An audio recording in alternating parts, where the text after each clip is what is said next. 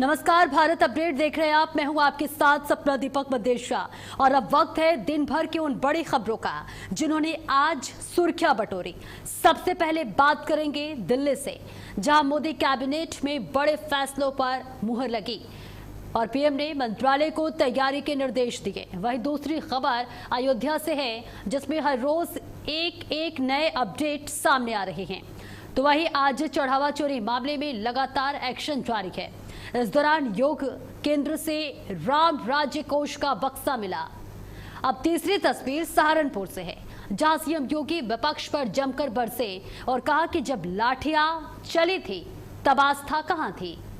वही आखिरी तस्वीर में आपको सीधे लिए चलते देवभूमि, जहां आज से उत्तराखंड मदरसा बोर्ड का अस्तित्व खत्म कर दिया गया है और सीएम धामी ने बताया कि सभी बच्चों को समान शिक्षा देने का उद्देश्य है।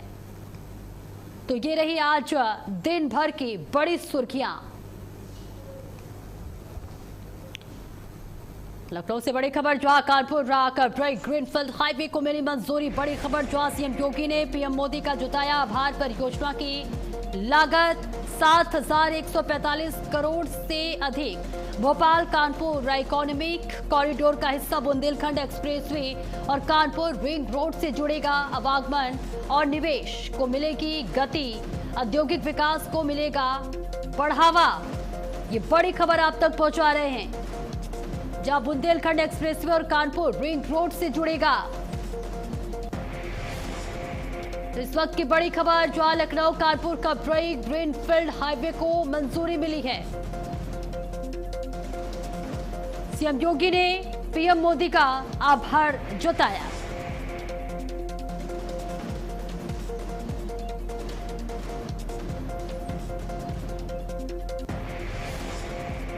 तेलंगाना के मुख्यमंत्री रेवंत रेड्डी के बीजेपी के राष्ट्रीय अध्यक्ष नितिन नवीन पर दिए गए कमेंट पर बीजेपी सांसद संबित पात्रा ने कहा कि सीएम रेवंत रेड्डी ने दुनिया की सबसे बड़ी political party Bharatiya Janata party के नेशनल प्रेसिडेंट नितिन नवीन का मजाक उड़ाने की कोशिश की है। रेवंत रेड्डी ने एक पब्लिक मीटिंग में जो शब्द इस्तेमाल किए वे न सिर्फ आपत्तिजनक और निंदनीय थे, बल्कि उनके घमंड और खासकर कांग्रेस पार्टी के कल्चर, एक ही परिवार के आगे झुकने और उस परिवार को सबसे ऊपर रखने की आदत बाकी सबको नजरअंदाज करने को भी दिखाते हैं। संबित पात्रा ने कहा कि मिस्टर रेवंत रेड्डी, अगर आप भारत की सबसे बड़ी पॉलिटिकल पार्टी के नेशनल प्रेसिडेंट नितिन नवीन का नाम नहीं जानते हैं तो आप इंडियन पॉलिटिकल साइंस के स्टूडेंट होने के भी लायक नहीं हैं।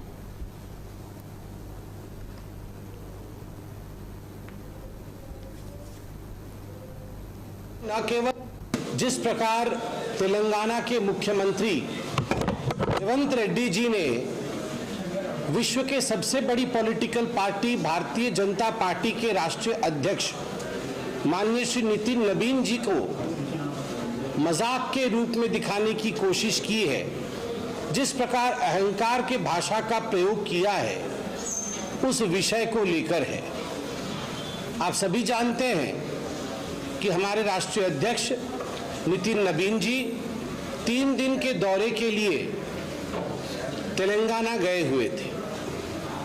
तेलंगाना में अनेक बैठक, अनेक विवेचना करने के पश्चात उन्होंने बयान दिया कि 2028 के चुनाव में भारतीय जनता पार्टी की बम्पर जीत हो।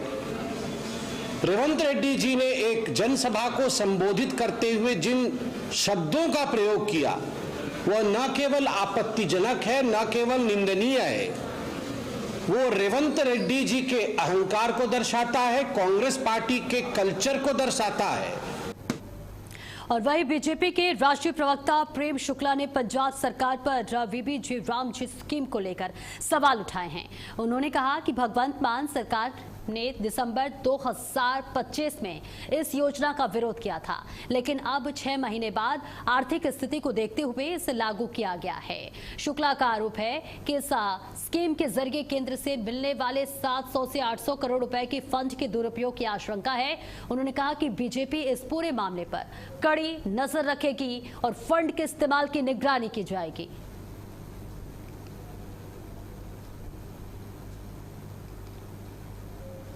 तो तो तस्वीर आप तक साझा कर रहे हैं, जहां आपको बताते चले फंड के इस्तेमाल की निगरानी की बात कही गई और इसके साथ ही 800 करोड़ रुपए के फंड के दुरुपयोग की बताई गया आशंका है। जहां शुक्ला का आरोप है कि इस स्कीम के जरिए केंद्र से मिलने वाले 700 से 800 करोड़ रुपए के फंड के दुरुपयोग की आशंका है। उन्होंने कहा कि बीजेपी इस पूरे मामले पर कड़ी नजर रखेगी और फंड के इस्तेमाल की निगरानी की जाएगी।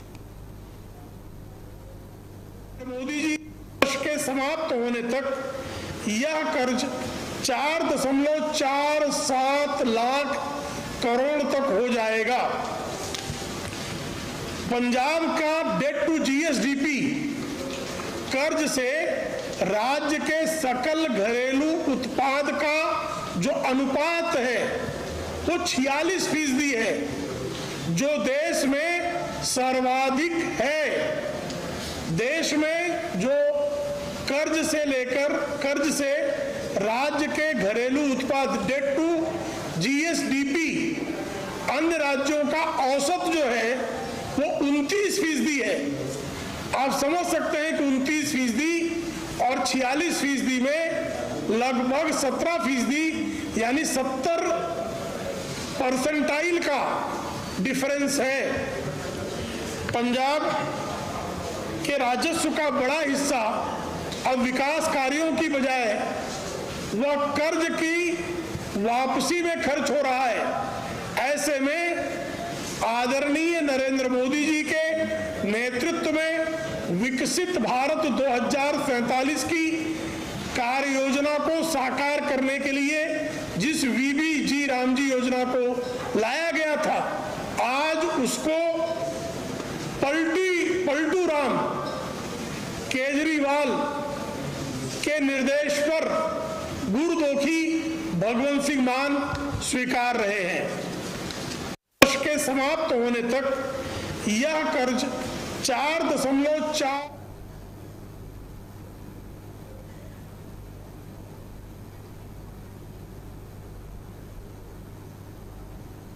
लखनऊ से बड़ी खबर, जहां सीमेंट बिल्डिंग में पुलिस का छापा पड़ा है। 11वें फ्लोर पर देर रात से चल रही है छापेमारी। साइबर फ्रॉड के मामले में पुलिस की ये बड़ी छापेमारी हुई है, जहां विभूति खंड पुलिस समेत एडीसीपी क्राइम मौजूद, भारी पुलिस बल, क्राइम ब्रांच की टीम मौजूद। ये बहुत बड़ी खबर आप तक पहुंचा रहे हैं। छापेमारी में कई लोग हिरासत में, पूछताछ जारी। इलेक्ट्रॉनिक उपकरण, कंप्यूटर, लैपटॉप भी बरामद। 100 लोगों से ज्यादा पुलिस हिरासत में है, पूछताछ की जा रही है। देश के कई राज्यों में साइबर फ्रॉड करते थे। 11वें फ्लोर पर देर रात तक छापेमारी जारी रही। 100 लोगों से ज्यादा पुलिस हिरासत में लिए गए हैं, उनसे पूछताछ की जा रही है। देश के कई राज्यों में साइबर फ्रॉड करते थे। ये बहुत बड़ी खबर आप तक पहुंचा रहे हैं, जहां पुलिस ने 100 से ज्यादा लोगों को हिरासत में लिया है। छापेमार कार्रवाई की गई और इस दौरान इलेक्ट्रॉनिक उपकरण, कंप्यूटर, लैपटॉप भी बरामद किए गए हैं। कई लोगों से पूछताछ की जा रही है। 11वें फ्लोर पर देर रात से चल रही है छापेमारी। ये बड़ी खबर आप तक पहुंचा रहे हैं, जहां साइबर फ्रॉड के मामले में पुलिस की छापेमारी हुई है। विभूति खंड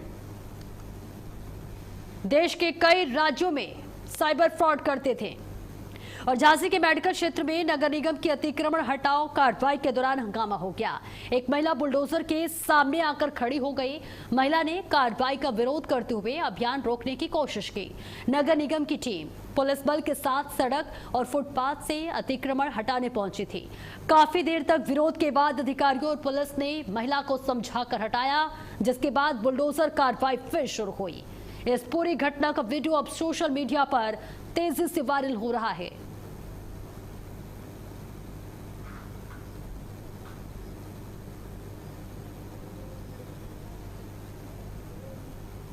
और चलिए आगे बढ़ते हैं। सोनभद्र पुलिस ने फर्जी खनिज परमिट बनाकर अवैध खनिज परिवहन करने वाले एक गिरोह का भंडाफोड़ किया है। पुलिस, एसओजी और खनन विभाग की संयुक्त कार्रवाई में 5 आरोपियों को गिरफ्तार किया गया और जांच में सामने आया कि फर्जी ए फार्म CMM 11 के जरिए गिट्टी का अवैध परिवहन कराया जा रहा था। छापेमारी के दौरान पुलिस ने laptop, printer, 748 set security paper और करीब 1000 इस्तेमाल किए गए खनिज परमिट बरामद किए। पूछताछ में खुलासा हुआ कि पुराने परमिटों में बदलाव कर फर्जी दस्तावेज तैयार किए जाते थे। पुलिस अधीक्षक अभिषेक वर्मा ने बताया कि कार्यालय से कई महत्वपूर्ण दस्तावेज भी मिले हैं। मामले में 3 आरोपी अभी फरार हैं, जिनकी तलाश के लिए पुलिस टीम गठित की गई है। पुलिस ने कहा है कि अवैध खनिज परिवहन के खिलाफ अभियान आगे भी लगातार जारी रहेगा।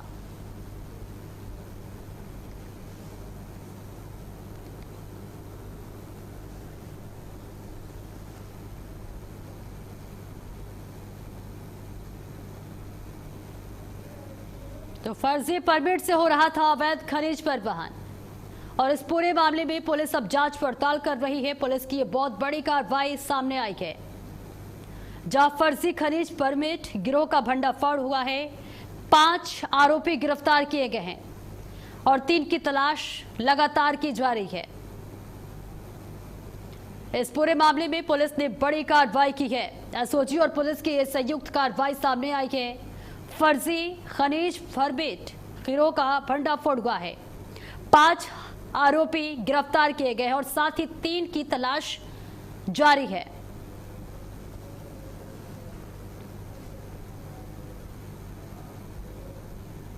अंबेडकर नगर में सड़क दुर्घटनाओं को कम करने के लिए जिलाधिकारी ईशा प्रिया ने सड़क सुरक्षा समिति की बैठक में अधिकारियों को जरूरी निर्देश दिए।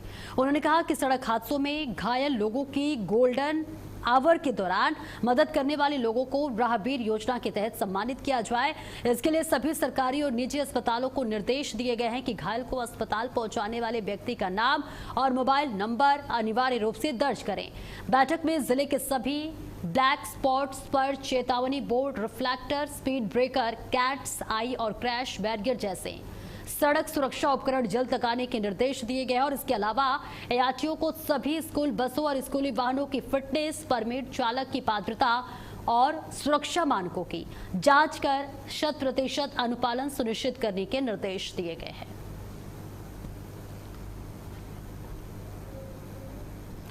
तो हादसे रोकने के लिए सख्त निर्देश दिए गए हैं। तस्वीर आप तक साझा कर रहे हैं। राहगीर योजना पर जिलाधिकारी का अब जोर है, जहां स्कूल वाहनों को भी चेक किया जाएगा, जांच की जाएगी ताकि लोगों को मदद मिल सके। सुरक्षा मानकों की जांच कर 100% अनुपालन सुनिश्चित करने के लिए निर्देश दिया गया। इसके साथ ही किसी भी तरह की कोई भी दुर्घटना न हो, इसके लिए स्कूली वाहनों की फिटनेस, परमिट, चालक की पात्रता और सुरक्षा मानकों की जांच कर 100% अनुपालन सुनिश्चित करने के लिए निर्देश दिए। तो हादसों को रोकने के लिए जिलाधिकारी लगातार प्रयत्न कर रहे हैं, जिसके बाद स्कूल वाहनों की भी अब सख्त जांच होगी, उनके फिटनेस की जांच की जाएगी ताकि सड़क हादसा ना हो। हादसों को रोकने के लिए जिलाधिकारी ने सख्त निर्देश जारी किए हैं। इसके साथ ही राहगीर योजना पर जिलाधिकारी का जोर रहा। और ये तस्वीर आप तक साझा करें, जहां बैठक के दौरान तमाम दिशा निर्देश दिए गए। सड़क सुरक्षा को लेकर कई दिशा निर्देश जारी किए गए। सोनभद्र में अब खेतों की पैमाइश आधुनिक GNSS रोवर तकनीक से की जाएगी, जिससे नाप जोख पूरी तरह से सटीक और पारदर्शी होगी। मुख्यमंत्री के निर्देश पर जिले में 1 जुलाई से 15 अगस्त तक विशेष पैमाइश अभियान शुरू किया गया है। अभियान की शुरुआत जिलाधिकारी चर्चित गौड़ ने बबनौली कला गांव में किसान के खेत पर पहुंचकर की। उन्होंने अधिकारियों को निर्देश दिए कि हर तहसील में रोज 5 गांव में पैमाइश की जाए और पूरी प्रक्रिया की फोटो व वीडियो फिर रिकॉर्डिंग की जाए। इस अभियान का उद्देश्य खेतों, चक मार्गों और राजस्व रिकॉर्ड से जुड़े पुराने विवादों का निष्पक्ष समाधान करना है। डीएम के खेत तक पैदल पहुंचने और किसानों से सीधे बातचीत करने की भी लोगों ने सराहना की। तो रेवर तकनीक से होगी, जहां सोनभद्र में GNSS अभियान शुरू हो चुका है। 15 अगस्त तक चलेगा ये पैमाइश अभियान। रोज 5 गांव में पैमाइश होगी। रोवर तकनीक से होगी खेतों की पैमाइश। डीएम के खेत तक पैदल पहुंचने और किसानों से सीधे बातचीत करने की लोगों ने जमकर सराहना की। तो बेहद महत्वपूर्ण ये पहल की जा रही है, जहां रोज 5 गांव की पैमाइश होगी, रोअर तकनीक से पैमाइश होगी। सोनभद्र में GNSS अभियान शुरू हो गया है, जिसके तहत 15 अगस्त तक पैमाइश अभियान चलाया जाएगा। रोज 5 गांव में पैमाइश होगी।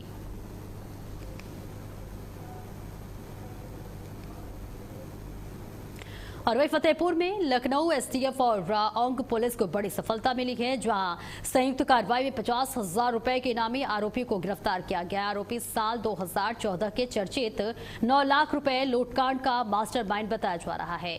औंग थाना क्षेत्र में बाइक्स में टंगे रुपयों से भरे बैग की लूट बाद वो फरार चल रहा था। मामले में 4 आरोपियों को गिरफ्तार, उनके खिलाफ FIR दर्ज की गई थी। फिलहाल पुलिस फरार 3 आरोपियों की तलाश में जुटी हुई है। तो लखनऊ STF की ये बड़ी कार्रवाई देखने को मिली है, जहां लूटकांड के आरोपी पर STF का शिकंजा कसा गया है। 50,000 रुपए का इनामी बदमाश को गिरफ्तार किया गया है। 2014 का ये पूरा मामला था, जहां 2014 लूटकांड का आरोपी अब अरेस्ट किया गया है। ये पुलिस के लिए बड़ी कामयाबी भी बताई जा रही है। तो लूटकांड के आरोपी पर STF का शिकंजा, जहां 50,000 रुपए का इनामी गिरफ्तार किया गया है। 2014 लूटकांड का यह आरोपी था, जिसे अब गिरफ्तार कर लिया गया है। पुलिस के लिए ये बड़ी कामयाबी बताई जा रही है। तो औंग थाना क्षेत्र में बाइक में टंगे रुपयों से भरे बैग की लूट के बाद वो फरार चल रहा था और मामले में 4 आरोपियों के खिलाफ FIR दर्ज की गई थी। फिलहाल पुलिस फरार 3 अन्य आरोपियों की तलाश में जुटी हुई है, लेकिन 4 आरोपियों में से 1 आरोपी की गिरफ्तारी हो चुकी है। 3 आरोपी अभी फरार है, उनकी तलाश की जा रही है और अब इस आरोपी से पूछताछ की जाएगी, तो शायद कोई बड़ा खुलासा हो सके। फिलहाल पुलिस के लिए ये बहुत बड़ी सफलता बताई जा रही है।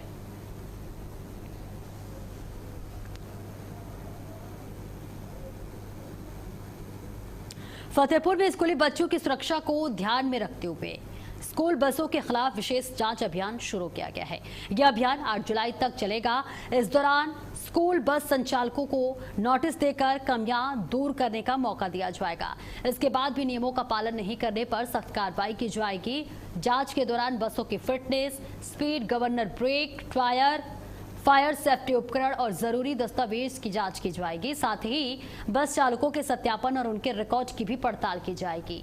ARTO प्रशासन रंजीत सिंह ने कहा कि बच्चों की सुरक्षा सबसे पहली प्राथमिकता है और किसी भी तरह की लापरवाही बर्दाश्त नहीं की जाएगी। तो स्कूल बसों की जांच की जाएगी, सख्ती के साथ जांच की जाएगी। इसके साथ ही स्कूल बसों के ड्राइवरों के भी रिकॉर्ड को जांचा जाएगा और अगर किसी भी तरह की कोई भी नियम तोड़ा गया तो कार्रवाई तय है। देखिए, ये मिशन से फ्यूचर अभियान के अंतर्गत चलाया जा रहा है। इसमें दिनांक 1 से 7 तारीख तक सभी विद्यालयों को, जिन विद्यालयों के वाहन की फिटनेस परमिट खत्म है, उनको फ़ोन कॉल करके नोटिस भेज के उनको आगाह किया जा रहा है कि वो अपने गाड़ियों की फिटनेस करा लें। और उसके बाद अगर वो फिटनेस नहीं कराते हैं तो फिर 7 से लेकर 15 तक प्रवर्तन की कार्रवाई की जाएगी। इस प्रवर्तन कार्रवाई में कोई भी वाहन अगर अनफिट पाए जाते हैं, जिनकी फिटनेस ना हो, परमिट। और गोंडा में संचारी रोगों की रोकथाम और जन जागरूकता को लेकर विशेष अभियान की शुरुआत हो गई है। कलेक्ट्रेट परिसर में जिलाधिकारी श्रीमती प्रियंका निरंजन ने जागरूकता रैली को हरी झंडी दिखाकर रवाना किया। इस दौरान लोगों को स्वच्छता और मच्छरों से बचाव के प्रति जागरूक रहने की शपथ दिलाई गई थी। इस बीच कलेक्ट्रेट से निकली यह जागरूकता रैली शहर के प्रमुख मार्गों से होकर गुजरी, जिसमें स्वास्थ्य विभाग और कई विभागों के अधिकारी, कर्मचारी और छात्र छात्राओं ने हिस्सा लिया। हाथों में स्लोगन लिखी तख्तियां लेकर लोगों को संचारी रोग से बचाव का संदेश दिया गया। जिलाधिकारी प्रियंका निरंजन ने कहा कि संचारी रोगों पर प्रभावी नियंत्रण के लिए जन भागीदारी और स्वच्छता बेहद जरूरी है। तो इस रैली में छात्र छात्राओं की भी भागीदारी रही। फॉगिंग और एंटी लार्वा अभियान तेज है। हाथों में तख्तियां लेकर उस पर स्लोगन लिखा हुआ था, जागरूक करने के लिए ये अच्छी पहल। जहां गोंडा में संचारी रोग अभियान शुरू हो चुका है। डीएम प्रियंका निरंजन ने इसके लिए हरी झंडी दिखाई। जागरूकता रैली से दिया गया संदेश।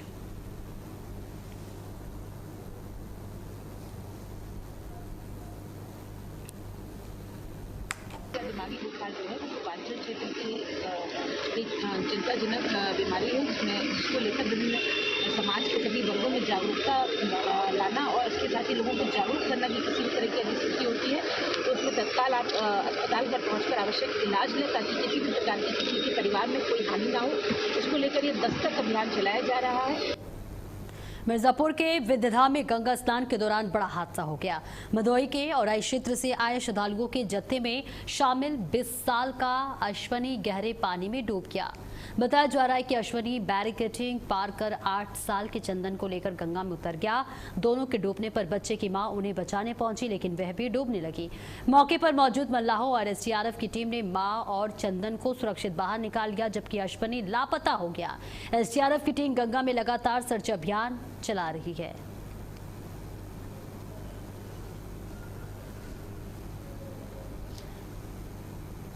तो ये तस्वीर आप तक साझा कर रहे हैं, जहां विद्याधाम गंगा स्नान में एक युवक डूब गया, जिसकी तलाश जारी है। बताया जा रहा है कि वो अपने छोटे बच्चों को लेकर गंगा में उतरा था। ऐसे में जब वो डूबने लगा तो उसकी पत्नी भी उसे बचाने के लिए पहुंची, लेकिन ऐसे में वो बेटे के तो बचा ले, लेकिन युवक गंगा में बह गया। कितने लोग डूब रहे थे? 3 लोग। 3 लोगों में से 2 लोग को बचा लिया गया। कौन कौन डूब रहा था? वो एक हमारी घर वाली थी, हमारे बच्चा था। अच्छा, क्या बैरिकेडिंग क्रॉस किए थे क्या आप लोग? नहीं, वो जो डूबा ना, वही बच्चा छोटे वाले बच्चे को लेकर जा रहा था, तो औरत थी ना, वो उसको बचाने से आए दर्शन करने के लिए विंध्याचल में। हाँ, नहाते समय ये बच्चा डूब गया। तो 3 लोग डूब रहे थे, 2 लोग बच गए, डूब गया। घटना कैसे घटी? घटना नहाने समय में। पहले कौन डूब रहा था? पहले अश्विनी कुमार। और बच्चा कैसे पहुंचा? बच्चा को लेकर गया था। कौन लेके गया था? अश्विनी। फिर उसके बाद अश्विनी मम्मी संगीता देवी ने उसको बचाने के लिए गई, वो भी डूबने लगी। अच्छा, तो उसको मल्लाह ने बचाया। और मेरठ के रामनगर गांव में एक बुजुर्ग महिला की गला रेत कर निर्मम हत्या से इलाके में सनसनी फैल गई। मृतका का शव उनके घर के अंदर लहूलुहान हालत में मिला। अज्ञात बदमाश वारदात को अंजाम देकर फरार हो गए। आज दिनांक 1 जुलाई 2026 को थाना परीक्षितगढ़ के रामनगर इलाके से डायल 112 की सूचना प्राप्त हुई। लगभग 8:30 बजे कि एक महिला की मृत्यु कर दी गई है। इसमें तत्काल ही थाने की टीम मौके पर पहुंची और एफएसएल टीम को, डॉग स्क्वाड को और सर्विलांस की टीम को मौके पर बुलाया गया। वे वरिष्ठ अधिकारियों द्वारा घटनास्थल निरीक्षण किया गया। इसमें बॉडी को पोस्टमार्टम हेतु मोर्चरी भिजवाया गया है। बॉडी की शिनाख्त फूल सुंदरी नाम की एक महिला की हुई है, जिसकी उम्र लगभग।